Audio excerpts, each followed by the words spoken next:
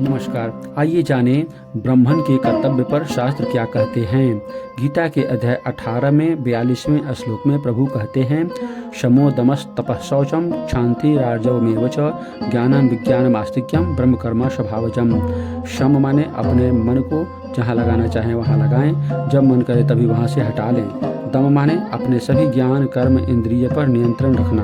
तप माने धर्म का पालन करते समय कष्ट आने पर भी प्रसन्न रहना।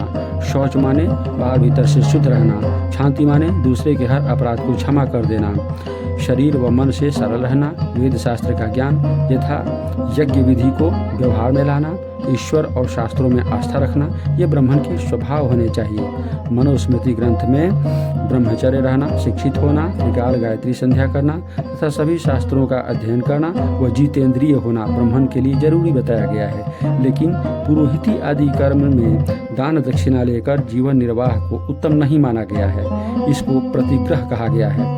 प्रक्षालनाद्धि पंकश दुरास्पर्शनम वरम, अर्थात कीचड़ में पांव डालकर धोने से अच्छा है कि कीचड़ में पांव ही नहीं डाला जाए। अर्थात दान नहीं लेना सर्वोत्तम है। अत्रि स्मृति कहता है कि पाव का इव दीपयन्ते जप होमहि द्विजोत्तमः प्रतिग्रहेण नश्यन्ति वारिना इव पावकः। ब्राह्मण जप हवन करते हुए तेजस्वी बन जाते हैं, लेकिन दान लेने से तेजहीन हो जाते हैं, जैसे पानी से आग। तान परिग्रह जानदोषा प्राणायामय द्विजोत्तमः नश्यन्ति ही विद्वांसो वायुर्मेघा नीलांबरे। त्रिकाल संध्या से ब्राह्मण दान के पाप को वैसे उड़ा देते हैं जैसे बादल को हवा। भागवत कहता है कि प्रतिग्रहम मन्य मनस तपस तेजो यशोनुदम, दान लेने से तप तेज और यश का नाश हो जाता है। अध्यात्म रामायण में वशिष्ठ मुनि श्री राम से कहते हैं कि पौरोहित्यमयम जाने निग्रह दस्य जीवनम, अर्थात पुरोहिती धर्मशास्त्र निंदित व जीवन को दूषित करने वाला है। तुलसीदास कहते हैं, पुरोहिती कर्म अतिमंदा वेद पुराण स्मृति करनिंदा।